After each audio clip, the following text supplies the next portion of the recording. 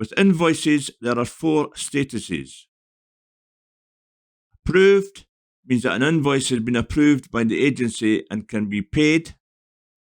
Awaiting approval means that an invoice has been submitted to the agency and is currently waiting for the agency to approve it. Not submitted means that the invoice has not been submitted to the agency for approval yet. Rejected means the agency has rejected that invoice and a new one needs to be submitted.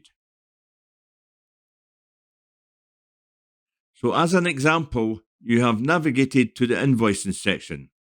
You have a list of all the different possible invoices that you can submit based on jobs and expenses that you've been included in. When you look here, each invoice card has the name of the company, the total of that invoice, the date that this invoice referred to, and also how many items will be included by the agency. So here, as an example, you've clicked onto this invoice card, and this will show details regarding the invoice that needs to be reviewed before submission. It'll have the total amount, the date range, and how many items there are. Then it will have each item itemized and broken down for you to review. You then have the option to either auto-generate an invoice or upload an invoice.